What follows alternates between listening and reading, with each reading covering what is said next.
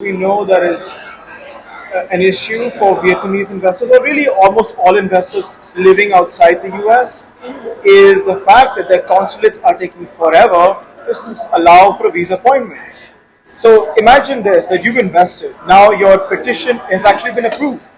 You're ready to move to the US. You're packing your bags, you're closing your businesses, you're selling your homes. You are ready for that visa interview. Now, traditionally, back in the day, once you get your approval, within about 5, 6, 7 months, you'd be going for your visa interview in your consulate. Now, sometimes it's taking almost a year after you get your approval to actually go to the consulate, get your visa interview, and then move to the US. I mean, you can't expect families to plan their lives around that. I mean, this is a EB5 is a major decision for people, and this delay and everything hurts them. So one of the things we want to do, of course, while we want to work with USCIS on the processing of petitions, we want to go after Department of State, that's under the executive branch, to start speeding up the scheduling of these visa interviews, whether it's in Ho Chi Minh City, in Mumbai, in embassies like Montreal, where Sean is going to go to for his interview. All these consulates all over the world need to start like understanding that the fact that they're taking forever to go get these visa interviews done is hurting foreign direct investment in the United States. So what you guys do is very admirable. Thanks to we have the EB5 investor here in Vietnam. But what can we do? Like I really, because I heard a lot of stories of all investors, everything, whatever you said, it's just, there's a problem they face, but they don't have a voice. The only voice they have, they probably go to Nga or somebody that's going on. And what can we do to help you guys achieve more, expand, and I know that I try to talk to the EB5 investors. Hey, you guys should be forming a group, stick together, and you have the same problem. It's easier to address than just one by one. So what we do as investor, we have a platform here. We can talk to EB5 investors to help you guys achieve or expand, helping other EB5 investors. Yeah, so that's a great question. So I think the first and most important is to tell your friends. Like if you're an EB5 investor, tell others about us. Tell the agencies that you're working with. Tell your attorney about us, and encourage others to get involved. That the biggest thing that we need is strength in numbers. The more people we represent, when we go to Congress and we show that it's not just immigrants that look like Sean and I. It's folks from South Africa, from Vietnam, from all these different colors, of all these backgrounds, ethnicities, skin colors. The more we can show the number of people that are being impacted by the same issue, the higher chance we have to actually succeed with our goal. I think that's one of the big things in democracy, is to show representation, and that is one big thing. The second thing, of course, is donations. Like we do need funding. The more money that we can raise, the more resources that we can get. My hope is that aside from lobbying, one thing that I really want to do is engage in a PR effort and a campaign that actually changes the image of EB5.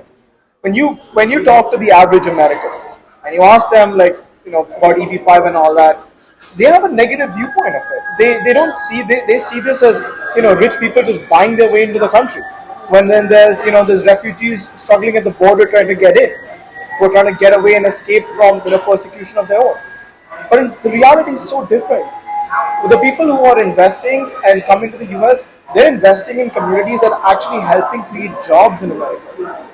When the 2008-2009 financial crisis happened, EB5 was instrumental in actually allowing development to continue and actually bringing financing to developers who weren't able to get it otherwise.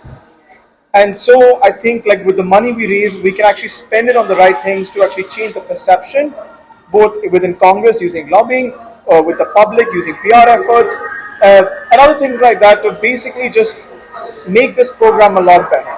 I think that if the perception changes from the public, within Congress, etc., I think that the overall benefit could be huge, and it could impact EB5 investors from the world over.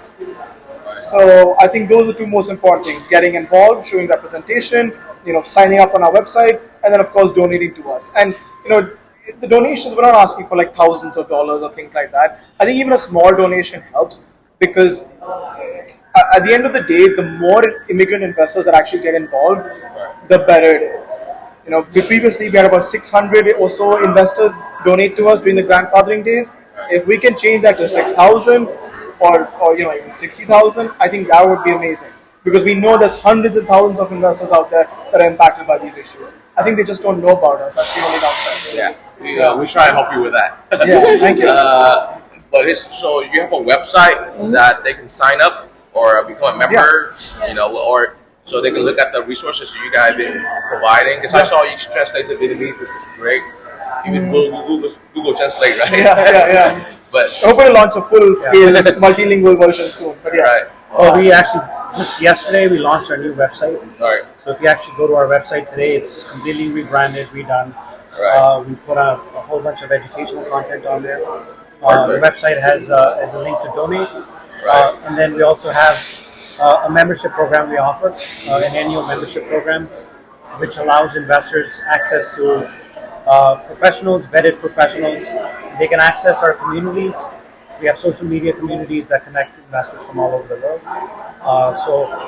This show EB5 Investor, or correct. Can I join too? Yeah, absolutely. In fact, you're in the real estate space, so I think you might find this interesting. Is that one of the things we want to do, something that I've always felt ambitious about, has been kind of opening up the program to non-legacy players.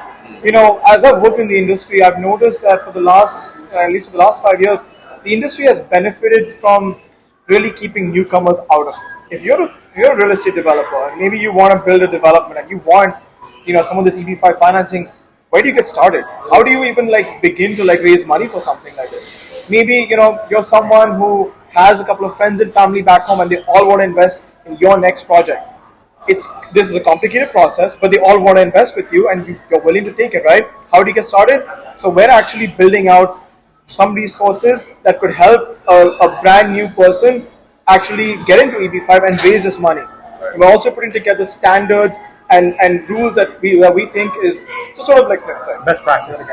We're putting together best practices that could be good for investors as well as issuers. So you could actually come in, understand how everything works, build out your investment offering, go get your investors, get them into your project, and actually use the EB5 program the way it was intended. That's what I try to advocate to the Vietnamese developer over there. Yeah.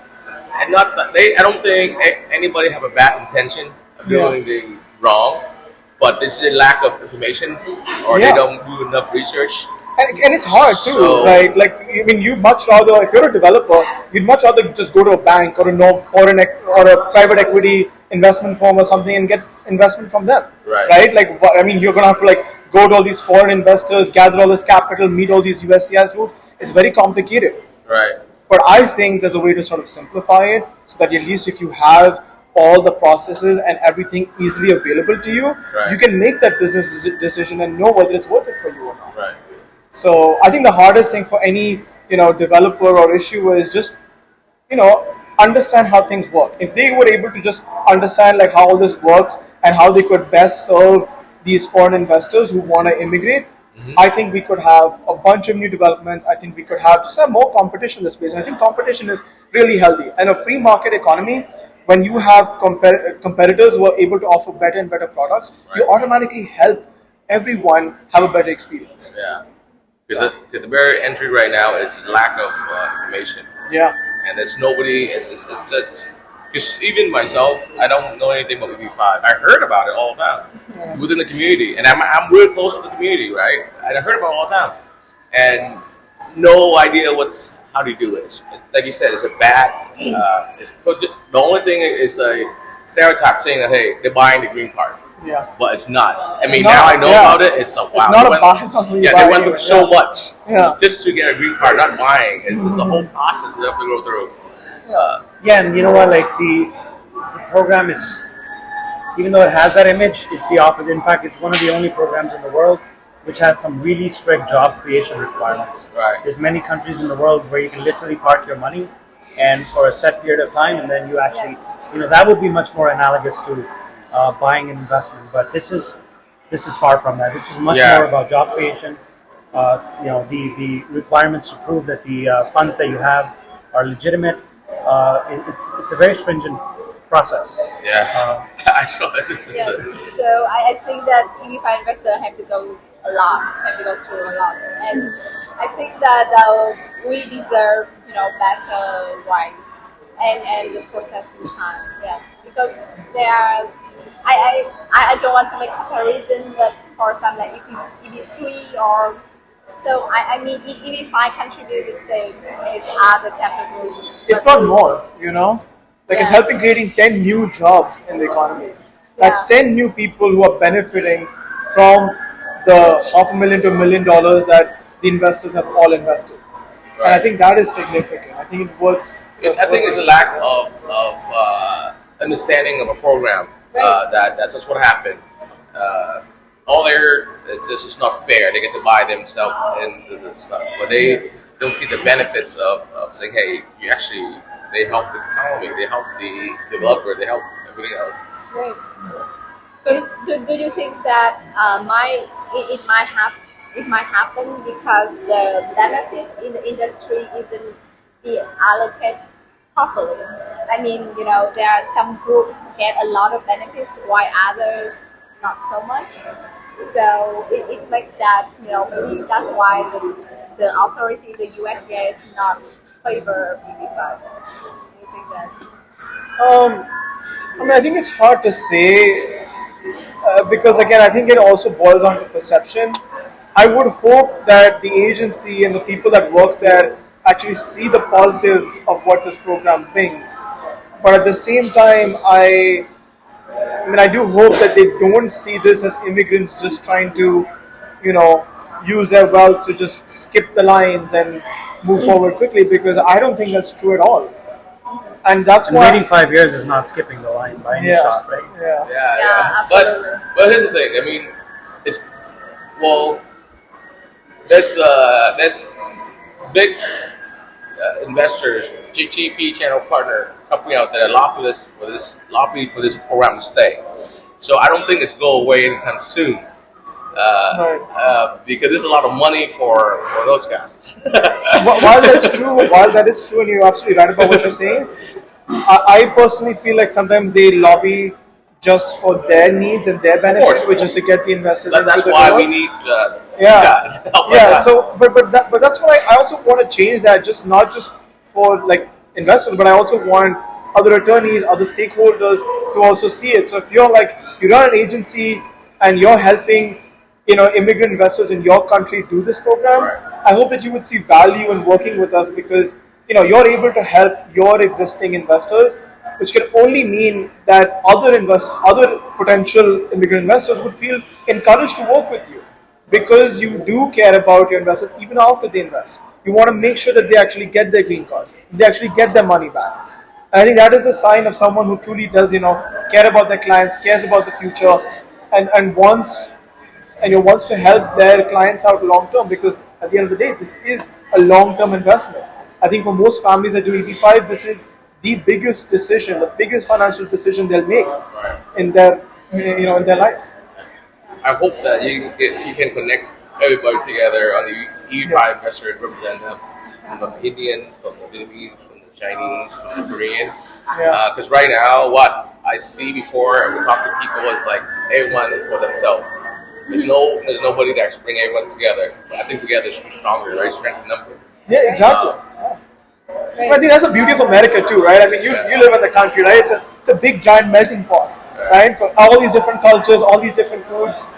It's amazing to see how people come together, and I think that's what also makes me love America. Right. And people will shit on the country and say it's not that great. You can go to Canada, you can go to Europe, and you can immigrate to other countries. And other countries have their perks.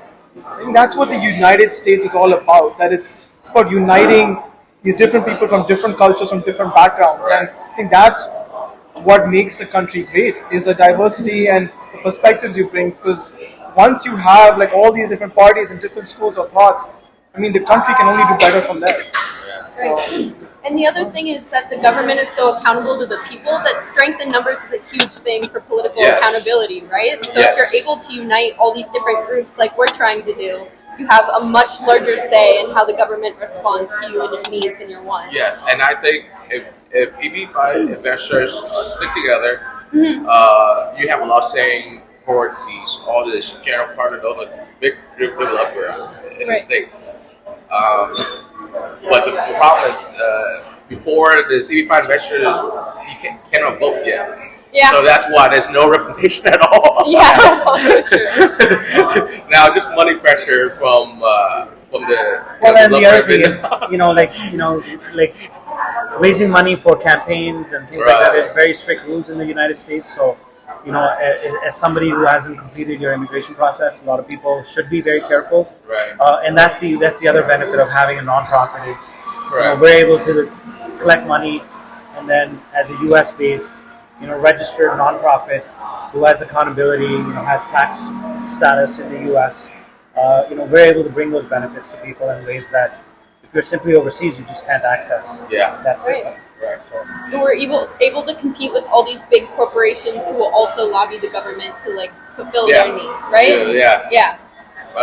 Can you tell us your website so when the camera so they can log in or? Yeah, sure. It's go a Let's cut this one out. I'm sorry. Let's go.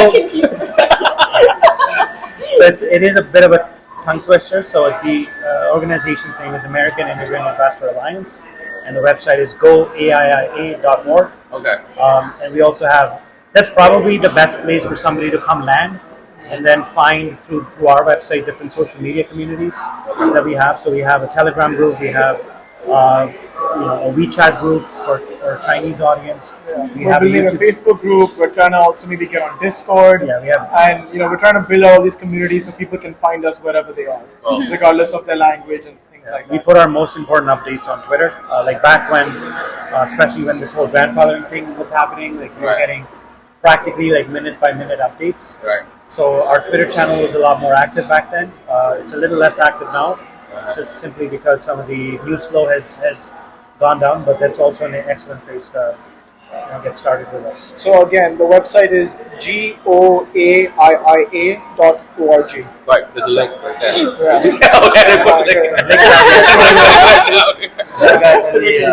guys any plans while you're here in Vietnam to educate people or events? Yeah. So that's actually what we've been doing. Well, the first and most important thing for me was to actually go meet with our donors. So during the labs in this past year, even before we had any of these resources, anything, we had people from this country who donated to us. And I wanted to go meet them because I want to thank them personally. I want to let them know that we're there for them. We're not lawyers, we're not people who can really do things with their petitions, but we can provide them with knowledge, resources, and connect them with the right people. So that is the most important thing for us to do, was to meet with our donors. The other things we've been doing has been meeting investors, meeting agencies and people like and you guys, and spreading sort of the mission about what we've been doing. We have been educating investors on what options they have as well. So one of the things we offer is that if you donate to us, you also get access to good referrals to lawyers who also give you discounts on things like, say, suing the government or doing a consultation for different things. So we are providing all of that. So a lot of this has been educated and trying to share our resources and knowledge with them. The other big thing that we've done is, while on this trip, has been to kind of really explain to investors, like what Isabella was talking about earlier, the three branches of government, how we function, our role in them. So at least immigrant investors begin to understand exactly how we're doing this. We want to be transparent about the process, because even with lobbying and all those things, there's no certainty. Even when you sue the government, you don't know what the government could respond. When we sue them, they're going to fight back. I think it's important for people to understand the process. While there may not be any guarantees, we can show them, look, all the other people who've had success, how they've done it. Yeah. I think it's important to be transparent and honest about it, because this process, whether it's the EB5 investment immigration process or the process we use to help investors, it's not easy. It's not finite. There's no assurances that this would work. But I think what we can show is that, look, we've already managed to make an impact. We managed to succeed with our lobbying goals. We truly believe that we can succeed with much, much more. If we, as a group of foreigners, a group of immigrants, were able to change laws in the United States, even if it was a really tiny, small little change, imagine how much we could do if we all work together. I think the options are limitless. Yeah, the biggest thing is, moving somebody's family overseas is not an easy thing, and everyone has their own personal risk reward that they should understand, right? So oftentimes, without our involvement, we hear people being advised to do this, that, as if there's a magic pill that solves everything. By hearing from our stories, people are able to make their own choices on what is their most optimum risk-reward equation for their own situation. Right? So what might be good for me may not be good for you. But how would you know that without knowing what I went through? So that's kind of sharing those personal stories is really important. Well, great. Thank you so much for coming out, and I learned so much today. Yeah. When are you going to be in Vietnam again? You're leaving tomorrow, right? Well, we're going to Hanoi tomorrow, Oh, okay. so we're going to meet some more people there. Sean has actually brought his family here. Okay. This is his first time in Vietnam, Okay. so he is doing, Halong Bay and going down to Aiia and all that. Nice. Yeah. So he's doing that. Maybe a And, little bit colder. yeah. So I'm gonna tell you, this is actually not my first time here. The first time I actually came to Vietnam was in 2006. Right. I was like 13 years old at that time, and I have very, very good memories of this place. Back then, there weren't even any direct flights from India to Vietnam, but now there are. And it's awesome to be back here. It's so great to see how this country has changed, and the food is still the same, awesome as ever. I'm actually going to take these guys to Chakala Bong, the restaurant, after this. I have very good memories of this place, so sorry, I said it wrong. Yeah. You make it sound like French. Chick-a-la-bong. Oh, wow. Is that French? How would you Oh my God. the authentic pronunciation?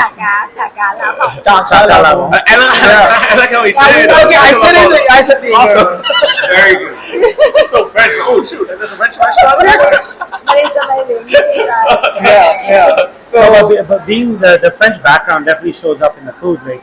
Oh, I mean, I got questions Yeah. for you now. Now that you're done with us. Is that really the reason? Like, I see a lot of food innovation in Vietnam. yeah. Like new drinks and all kinds of fancy. This thing of Vietnam is well, it used to be a poor country, not anymore. It's going up, right? So people are very creative with their food.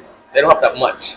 So to make if you want to make the good food, you have to have more flavor. You have to put more flavor into it. Yeah. So they become more creative, Yeah. and they get influenced with the French colonized for like. Yeah. the mommy. And There's some Italian. food combinations I've seen that go really well together. It's just Right. nobody else anywhere else in the world has thought of it. Yeah. The Yeah, culture. I just ordered a cheese and coffee. Like, I thought it would be a little weird, but it's awesome. Yeah. It was so good. Yeah. Yes. You try the egg coffee, it's good too. Oh yeah, I love Yeah. that too. Yeah. No, it's a good combination, but no place else does Yeah, it. because it's just the it's like that in Vietnam everywhere. You have to create it with something that's it's not good. Yeah. You got to turn it to good. Yeah.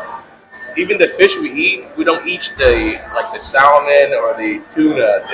We have the bottom feeders, right? You see all those smaller fish, like what the- Yeah. So the people have to be creative. But hey, you gotta flavor it up. You gotta do something to make it good. And it works. So that's the culture.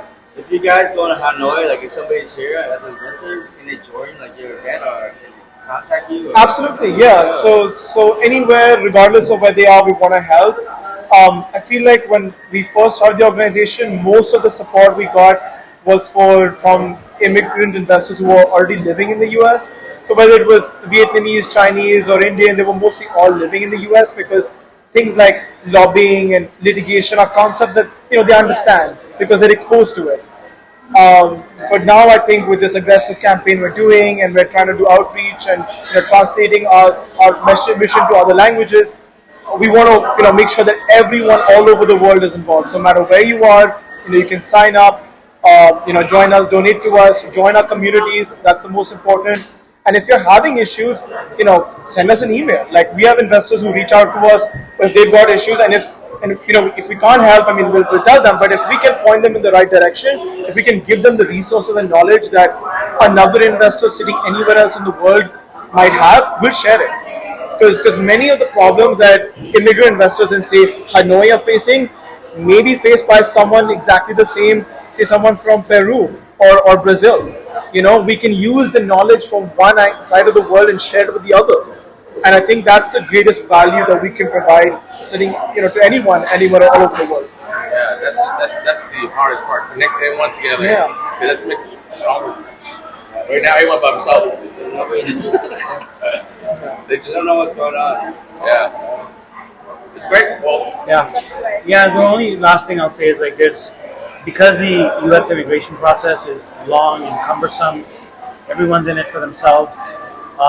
There's a lot of policies that are often brought up that are sort of divisive between countries. That tend to benefit one country over the other. Yeah. And so what we stand for is things that don't support that, right? So rather than creating a zero-sum game where somebody loses, somebody wins, we're advocating for things that create a positive experience for everyone. Yeah, because that's the thing about most Asian country, or Vietnam or China, or we're not the country where we like to complain things.